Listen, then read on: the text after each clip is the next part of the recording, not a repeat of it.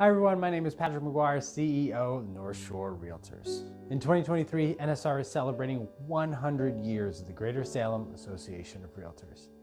Each month we're producing a video chronicling a decade of the association's history, culminating at our annual meeting in October. Today we discuss 2014 to the present, 2023. So we successfully completed the Pinnacle program in November of 2014. We started in 2012, and it was a series of sessions related to remaining relevant within our industry as an organization. I think that there likely was a concern that, particularly smaller organizations would not sustain or remain relevant as we moved forward from 2012. I would say that us as an organization here at North Shore gave us a really great opportunity to kind of take a closer look at what we were doing, how we were providing benefit to our members, and kind of really just going back through all the products, services, and programming that we were providing and how we could strengthen that and make it better moving forward for our membership, and hopefully grow our membership as a result, or at a minimum sustain. The program opened my eyes to the fact that, maybe the small local associations aren't going to survive, and how do we fix that, and how do we address it? And always the first recognition of awareness is your first step to making sure that if you want this organization to survive, you gotta address it. And here we are. I do remember 2014 because it was my president-elect year, and I do feel like we were coming out of a real downturn, and we were also membership-wise, I don't know statistically, but we were probably at one of our lowest points, which goes back to some of the Pinnacle program, and we've grown, everything has grown since then, and it's been a great market. 2014 to 2017, the market was really rallying. We were really kind of on the other side of that 2007, 2008 through 2010-ish of, really the short sales.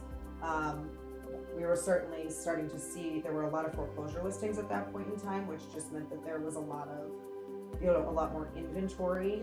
I think it was like sort of transition. I felt like it was like definitely more balanced than it is now, right? So buyers had, if you're working with with sellers who wanted to move and buy something, like the people were willing to have home sale contingency. So you have that give and take. Like, oh, you have a house to sell? Okay, we know it's going to take a little bit of time. We'll accept your offer. Like get things going. Definitely for me, like first time buyers definitely had a better opportunity getting in the market than now. But think about it, 2016 is just about the time when things were starting to shift. I think if you go back to 2012, 2011, 2012, 2013, those were the years where a house could sit for months with no buyer, withdrawn. You don't make a penny, and you've invested some money, not the type of money we invest now, but sellers were incentivizing buyers brokers to just bring a buyer to the property. It was a buyer's market. We were one of 3 associations in the country to get a grant for that first-time homebuyer database, and we built that database, and that's still here. That still exists and is kind of built. If that's just built into, it's just one of our regular, that's just one of the benefits of membership now that we have that. And that group worked really hard on that. We said we were gonna get, go through the CHAPA approved get certified for the first time homebuyer class. That was no easy undertaking, but we did it. Now it's even been translated into Spanish. Yeah. People, and I'm older, so I can say this, of Amy's kind of generation or peers had experience of their parents losing their house or getting foreclosed on, so they were scared, quite frankly, to get into a mortgage. People were, maybe they weren't waiting to buy for another crash, but they were afraid of another crash, so they were reluctant to get into the market. I had a client who did say they're waiting for the crash. They sold their condo, they went through a divorce, sold the condo, remarried, and they said we're waiting for it to crash. So things are too hot, and they're still waiting. So I'll never forget. We were looking at a listing on Derby Street, and it was right after we were able to actually, you know, this was probably April. We were out, you know, full PPE, and we looked at the unit, and then we were talking outside, and he said, you know what, I'm gonna wait because I think that things are gonna crash, and then they did the exact opposite. I don't think it hit me until they shut us down. And then once they shut us down, the initial thought was, now what? Like, Agreed. now what? it's like March 11th. I had an under agreement, and Do you have a smoke inspection Salem. scheduled? I had the inspection, and you know, it's inspection. It was okay. And my client's like, no, we're gonna walk away from this. I'm like, oh. He was in the actors union. They had all the production had stopped. It wasn't right time, and I'm like, oh crap, this is not good. Things escalated really quickly. I flew home March 3rd, and from the Bahamas.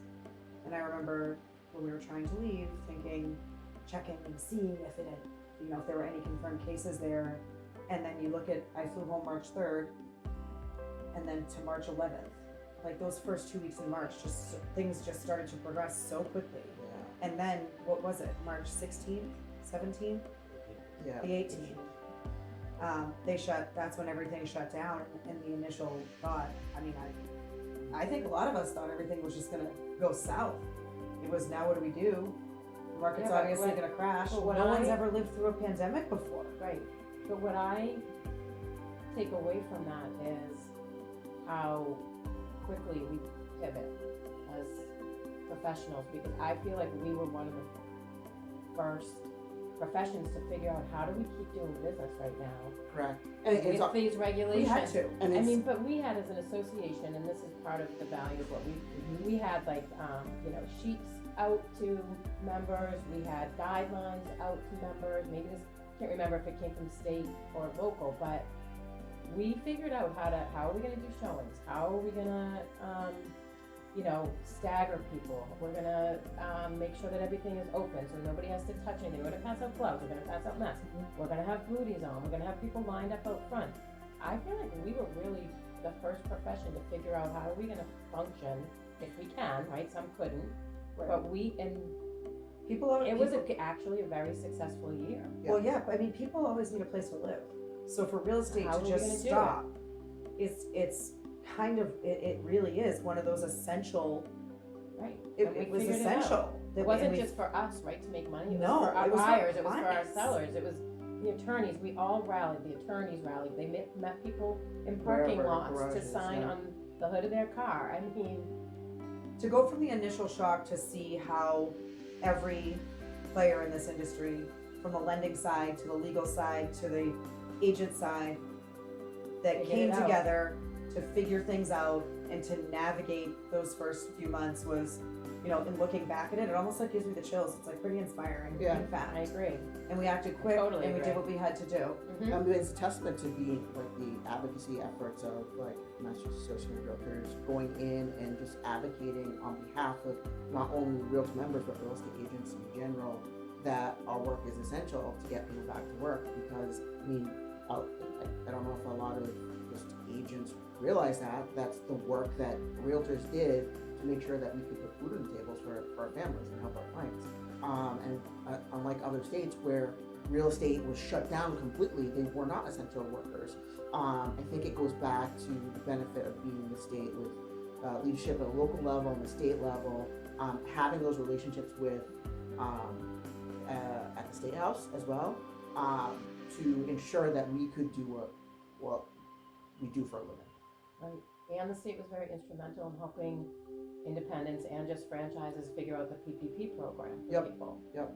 I mean, the state was a huge, huge help, and the local too, in conjunction to helping us continue to be able to do our job and help our clients. it was impressive, I thought. Yeah, I mean, and it just showed like it just showed that okay, we sort of got lemons in this situation. It was a tragic situation. It was scary. It was very scary at times. I mean, there's so many days I was just on a Zoom call. Like it seemed like an endless Zoom call, figuring out what's going on. But that was sort of like, what else are you gonna do? Right. You know, didn't want to watch the news. But in that year, it sort of we honed our skills. We became more efficient at what we did. We're able to sell properties. We were able to sell properties without necessarily having to be there. I made the business a little bit more efficient for everyone involved. It was free money. 2.6% interest rate is literally free money. I mean, it enabled people to shift their lifestyle because things had to shift due to COVID. I think a lot of people realized that they needed to relocate, they needed more space, they couldn't spend that much time with their family. And it was, the whole work from home thing really kind of changes things. It's causing a lot of anger or resentment for people that are in the market now. No, it set an expectation that was just not Yeah. realistic. I mean, For maybe we instance, needed it at the yeah, time, but long term, it's just when I first started selling real estate. Let me tell you a thing or two. Let me tell you, people were getting that first mortgage for 8% and a second mortgage for 12%. So we were seeing those rates there, and then to see them as low as with a 2 in front, and now here we are, hovering in the 6 to 7 range. I mean, but again, it is causing some anger and some resentment to some people because they just have it in their mind. But the reality is that wasn't reality. Right. It was exactly. completely based on the fact that we were living through this pandemic. There were a lot of things that were going on that nobody in our lifetime has ever experienced. Right. For me, it sort of I saw a lot of our being at the forefront of what we do of advocacy and sort of in the DEI space. Like in 2020, that was like that wave of DEI, and people just did it for like lip service. Generally, it was sort of a trend. But here, we embraced it. We did the work. We looked at how diversity, equity, and inclusion can be implemented in all aspects of the association. And I'm like, okay, that's great. Being on the chair of the work group, DI work group, I'm like, oh, that's awesome. And seeing what relative to other associations, like they don't even scratch the surface. Like we far and above like anything else, either locally, nationally. I've seen people just, I don't know. I think we're doing something very special here that I haven't encountered elsewhere, at least in the DEI space. It's a true statement that you need to see a reflection of yourself in leadership or in an organization to want to get involved. This association is, it survives off of our members. We have dues paying members. And in order for us to provide the most value to those members is to have a board and leadership that is, that represents The whole. all of our membership. Right. Agreed. That's when I coalesced like how serious NSR took DEI is when it wasn't just siloed into the community. Because a lot of organizations are just, okay, we're going to do DEI and it's just there. And if you want to bring something to the board, whatever. But I know like leadership, staff are very serious about it, and it's like in the strategic plan, like every aspect in terms of our events and what have you. So I was really excited and a little bit surprised, honestly, that we're going that far. Reason I knew of Black immigrants in Lynn who own property. I couldn't think of a Black person in Salem, growing up in Salem, who owned real estate, like growing up in Salem, like most people are renters. So I think it's just that obstacle, getting your foot in the door, and then seeing, like with my nephews, I bring them on to jobs and trying to tell them to, well, you should get your license at 18. Get your real estate license. Try to get your real estate license at 18.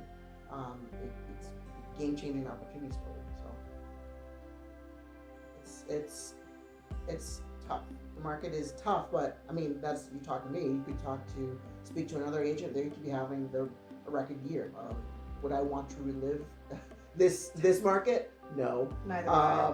But you just have to live with it and just move on. I mean, historically speaking, you look at November, statewide, it's the lowest number of closed sales since MIR started reporting those numbers back in 2004. Interest rates are probably not going to go back down to 3%. Inventory is not going to explode, and we're going to have a whole bunch of inventory. People are always going to need to buy and sell real estate. End of story, and we're going to be here to help them.